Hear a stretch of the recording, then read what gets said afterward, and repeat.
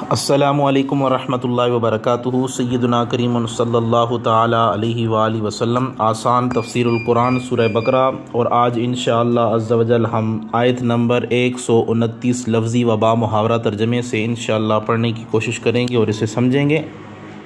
تو آئیں سب سے پہلے اس آیہ مبارکہ کی تلاوت سماعت فرماتے ہیں، پھر اس کی تفسیر کی طرف چلتے ہیں۔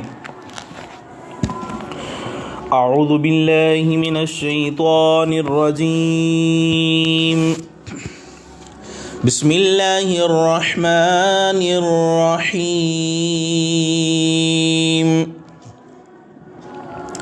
ربنا وابعث فیہم رسولا منہم یتلو علیہم آیاتک وَيُعَلِّمُهُمُ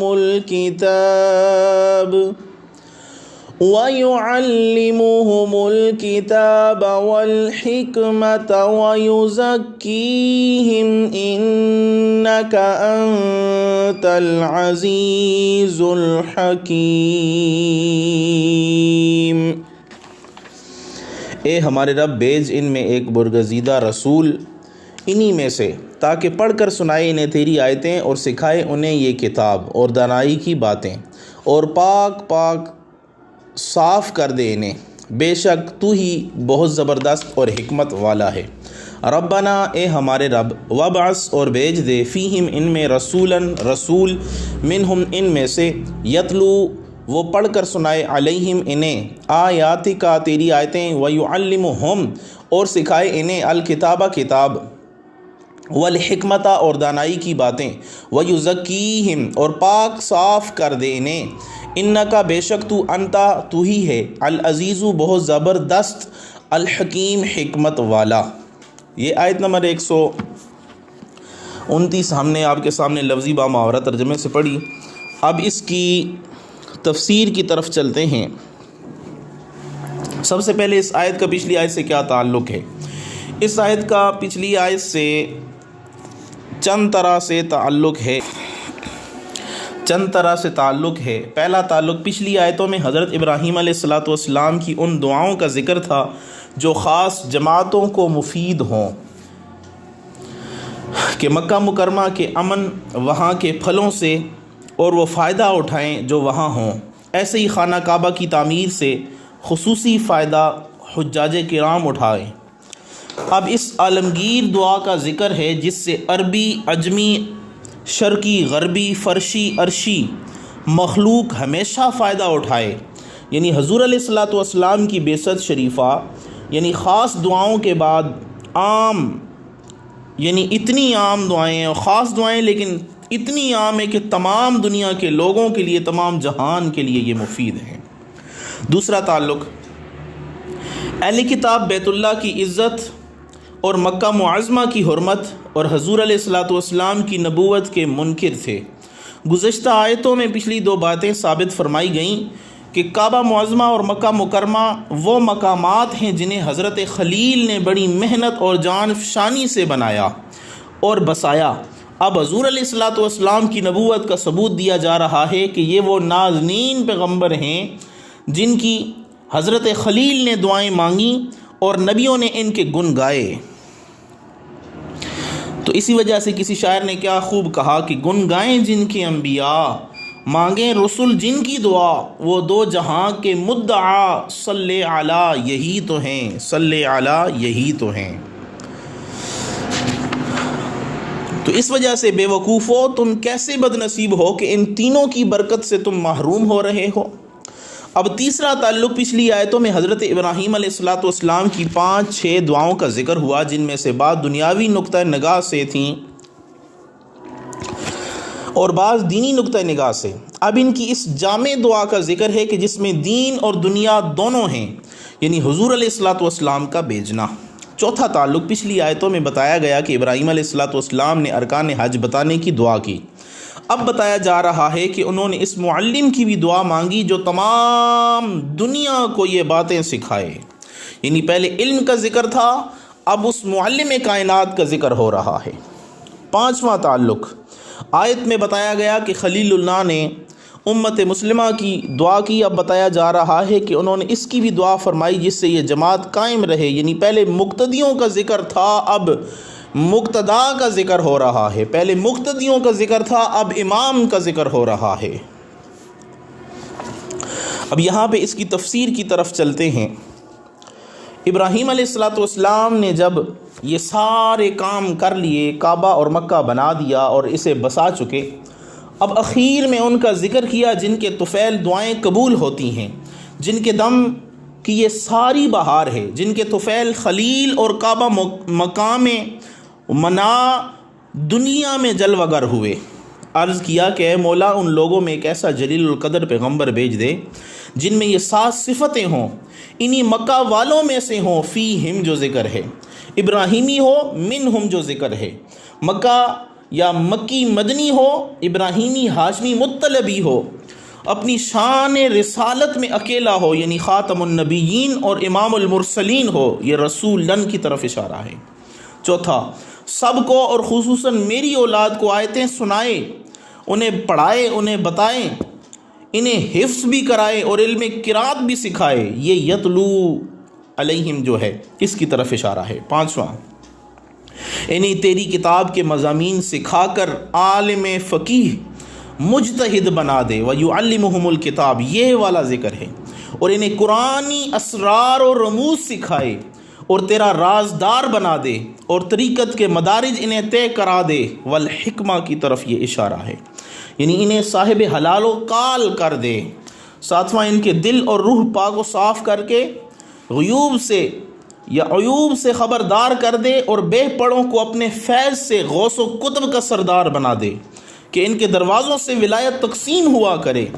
میرے مولا، اس نبی کو اپنی ساری صفات کا مظہر بنا کر بھیج دے، اسے دیکھ کر تو یاد آ جایا کرے، ایسا نبی ہو کہ جسے ہم دیکھیں تو اس کے دیکھنے کی وجہ سے ہمیں تو یاد آ جائے۔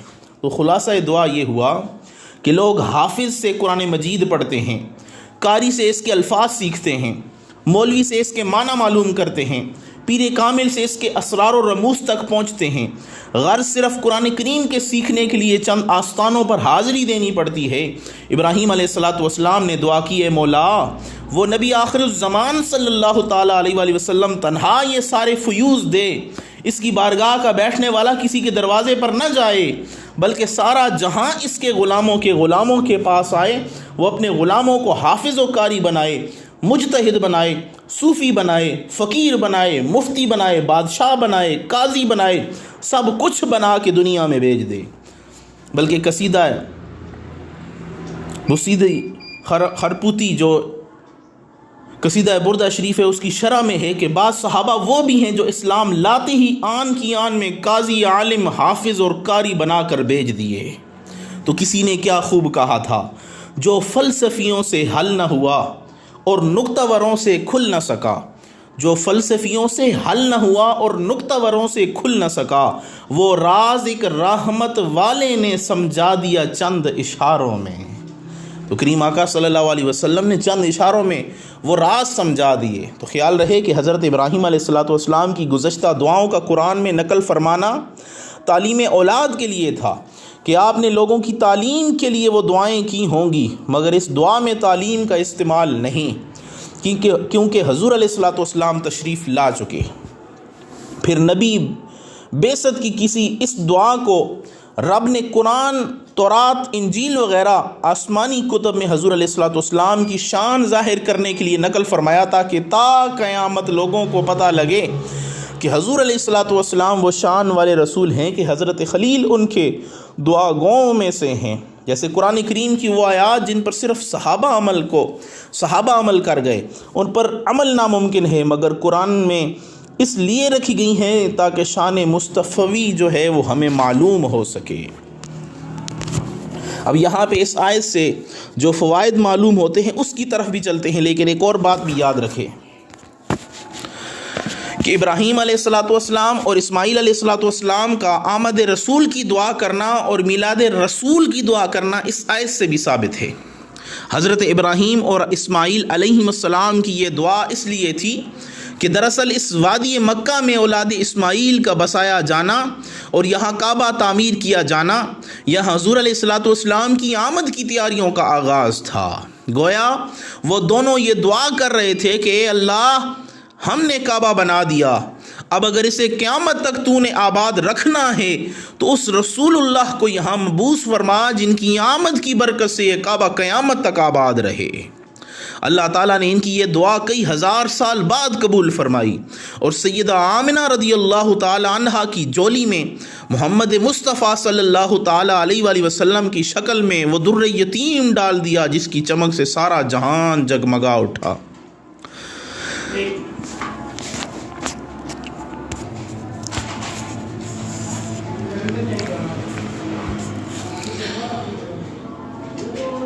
تو اہل ایمان اسی نعمت کا شکریہ ادا کرنے کے لیے ماہ ربیع الاول میں محافل میلاد مصطفیٰ صلی اللہ علیہ وسلم کا انعقاد کرتے ہیں کہ جس نعمت کے لیے ابراہیم و اسماعیل علیہ السلام نے کعبے کی تعمیر کر کے دعائیں کی تھیں، اللہ نے وہ نعمت ہم امت محمدیہ کو عطا فرمائی ہے۔ اب مفسر کے قلم سے اب یہاں پہ ایک اور چیز یہاں یہ بھی معلوم رہنا چاہیے کہ اس دعا یعنی ابراہیم و اسماعیل علیہ الصلوۃ والسلام کا مصداق جناب محمد مصطفیٰ احمد مجتبیٰ صلی اللہ علیہ وسلم کے سوا کوئی دوسرا رسول نہیں ہو سکتا، اس لیے کہ ان دونوں کی نسل میں آپ کے سوا کوئی رسول آیا ہی نہیں۔ باقی سب انبیاء و رسل نسل اسحاق علیہ الصلوۃ والسلام میں آئے۔ اللہ تعالیٰ نے حضرت ابراہیم علیہ الصلوۃ والسلام کے بعد آنے والے تمام انبیاء کو آپ کی نسل میں رکھ دیا اور تقسیم یہ کی کہ باقی سارے انبیاء نسل اسحاق والے پلے میں ڈال دیے اور تنہا اپنے محبوب کریم سرور دو عالم صلی اللہ علیہ وسلم کو نسل اسماعیل کے پلے میں ڈال کر بتایا کہ سب انبیاء ایک طرف اور اللہ کا محبوب اکیلا ایک طرف ہے۔ اسی وجہ سے اعلیٰ حضرت نے فرمایا سب سے اولا و اعلیٰ ہمارا نبی، سب سے بالا و اعلیٰ ہمارا نبی، خلق سے اولیاء، اولیاء سے رسول اور رسولوں سے اعلیٰ ہمارا نبی۔ پھر جب حضور نبی کریم صلی اللہ علیہ وسلم مبعوث ہوئے تو اللہ تعالیٰ نے آپ کی تمام صفات لفظ بلفظ وہی بتلائیں جو ابراہیم و اسماعیل علیہ السلام نے اپنی دعاؤں میں کی تھیں۔ فرمایا لقد من اللہ علی المؤمنین اذ بعث فیہم رسولا منہم من انفسہم یتلو علیہم۔ فرمایا لقد من اللہ علی المؤمنین اذ بعث فیہم رسولا من انفسہم یتلو علیہم آیاتہ ویزکیہم ویعلمہم الکتاب والحکمہ۔ یہی مضمون سورہ بقرہ کی آیت نمبر 151، سورہ جمعہ کی آیت نمبر 2 میں بھی وارد ہوا ہے۔ پھر خود حضور علیہ الصلوۃ والسلام نے فرمایا انا دعوت ابی ابراہیم و بشارت عیسیٰ و رؤیا ام رعت، میں اپنے باپ حضرت ابراہیم علیہ الصلوۃ والسلام کی مانگی گئی دعا ہوں، عیسیٰ علیہ الصلوۃ والسلام کی دی گئی خوشخبری بشارت ہوں، اور میں اپنی والدہ کو دکھایا جانے والا وہ منظر ہوں جو انہوں نے میری ولادت کے وقت دیکھا تھا۔ اور جب حضرت ابراہیم علیہ الصلوۃ والسلام نے رسول اللہ صلی اللہ علیہ وسلم کے لیے دعا فرمائی تو حل جزاء الاحسان الا الاحسان کے تحت رسول اللہ صلی اللہ علیہ وسلم نے امت کو تعلیم فرمائی کہ ہر نماز میں ابراہیم علیہ الصلوۃ والسلام کے لیے یوں دعا کریں اللہم صلی علی محمد وعلی آل محمد کما صلیت علی ابراہیم وعلی آل ابراہیم انک حمید مجید۔ گویا جب ابراہیم علیہ الصلوۃ والسلام نے حبیب خدا کا ایک بار ذکر خیر کیا اور ان کے لیے دعا کی تو ان کے اس دعا کا اللہ کی طرف سے یہ ثمر ملا کہ آج کروڑوں زبانیں ہر روز کئی بار ان کا ذکر خیر نمازوں میں کرتی دکھائی دیتی ہیں۔ بعد بغیر نماز کی بھی درود ابراہیمی پڑھتے ہیں تو وہ زبانیں بھی ہمیں ذکر ابراہیم کرتی دکھائی دیتی ہیں۔ اب یہاں پہ ایک اور نقطہ بھی حل کرتا چلوں۔ حضور علیہ الصلوۃ والسلام کے تمام آباء و اجداد کا ایمان، حضرت ابراہیم و اسماعیل علیہ الصلوۃ والسلام نے دعا کی وَمِن ذُرِّيَّتِنَا أُمَّةً مُسْلِمَةً لَكَ کہ ان کی نسل میں ایک مسلمان گروہ ہمیشہ باقی رہے۔ پھر کہا وَبْعَثْ فِيهِمْ رَسُولًا مِّنْهُمْ کہ اسی مسلمان گروہ میں سے وہ رسول معظم اٹھا جو انہی میں سے ہو. منہم کی ضمیر امتم مسلمتن کی طرف لوٹ رہی ہے جو تفسیر کبیر میں موجود ہے. اور معلوم ہوا، یہ حوالہ تفسیر کبیر میں موجود ہے، اور معلوم ہوا کہ حضور علیہ الصلوۃ والسلام کے تمام آباء و اجداد مسلمان گروہ میں سے تھے. اور یہاں پہ ایک اور بات کہ حضور سید الرسل ہیں. حضور کی یہ عظمت، ابراہیم و اسماعیل علیہ الصلوۃ والسلام آپ کی آمد کے لیے دعا مانگ رہے ہیں، حالانکہ آپ کے بعد حضرت ابراہیم علیہ الصلوۃ والسلام کا مقام سب انبیاء کرام میں بلند تر ہے. جب وہ آپ کے محتاج دکھائی دیتے ہیں تو سب انبیاء پر آپ کی برتری و سیادت ثابت ہو گئی. اسی وجہ سے بریلی کے فاضل اور بریلی کے چاند نے پورے ہند میں بلکہ پوری دنیا میں یہ اعلان کیا. آپ نے فرمایا وہ جہنم میں گیا جو ان سے مستغنی ہوا ہے خلیل اللہ کو حاجت رسول اللہ کی، لا و رب العرش جس کو جو ملا ان سے ملا، بٹتی ہے کونین میں نعمت رسول اللہ کی. کتنے خوبصورت انداز سے اعلیٰ حضرت نے حضور علیہ الصلوۃ والسلام کی شان اشعار کی صورت میں بیان فرمائی. اب اس آیہ مبارکہ میں ہمیں کیا فوائد حاصل ہوتے ہیں؟ اپنی قوم اور اہل قرابت کی خیر خواہی کرنا یہ سنت انبیاء ہے. حضور علیہ الصلوۃ والسلام فرماتے ہیں کہ ہم پہلے اپنے اہل بیت کی، پھر بنو ہاشم کی، پھر اہل قرابت قریش کی، پھر ساری امت کی شفاعت کریں گے. اور حضرت عثمان رضی اللہ تعالیٰ عنہ فرماتے ہیں کہ خدا کی قسم اگر بہشت کی کنجی میرے ہاتھ میں ہو تو میں کسی بنی امیہ کو جنت سے باہر نہیں چھوڑوں گا. دوسرا فائدہ حضور علیہ الصلوۃ والسلام کا میلاد شریف کرنا سنت الہیہ اور سنت انبیاء ہے کہ اس آیت میں حضور علیہ الصلوۃ والسلام کی تشریف آوری ہی کی دعا کی جا رہی ہے، اور تشریف آوری کا ذکر ہی تو میلاد مصطفیٰ ہے، بلکہ نماز و کلمہ میں بھی میلاد مصطفیٰ کا ثبوت ملتا ہے. تیسرا فائدہ، حضور علیہ الصلوۃ والسلام تمام نبیوں کے سردار ہیں کیونکہ آپ خلیل اللہ علی نبینا علیہ الصلوۃ والسلام کی دعا اور ان کے سارے اعمال کا اصل مقصود ہیں. چوتھا فائدہ، قرآن کے ساتھ حدیث کی بھی ضرورت ہے، اور قرآن کے ظاہری معنی کے ساتھ کچھ باطنی معنی بھی ہیں کیونکہ یہاں کتاب کے ساتھ حکمت کا بھی ذکر ہے اور صفائی قلب کا بھی یہاں پہ ذکر ہے. اور پانچواں فائدہ، کوئی شخص قرآن پاک فقط اپنے علم سے نہیں سمجھ سکتا، اس لیے کہ اس دعا سے معلوم ہوا کہ وہ نبی اس قرآن کو سکھائیں گے، وہ پیارے نبی اس قرآن کو لوگوں کو سکھائیں گے. فلسفہ، منطق، ریاضی آسان ہے کہ وہ انسان کے بنائے ہوئے علم ہیں اور دنیاوی ماسٹروں سے پڑھے جاتے ہیں، مگر قرآن مشکل ہے کہ وہ خدا کا کلام ہے اور اس کے لیے رب نے خود معلم بلکہ معلم کائنات بنا کر بھیجا ہے.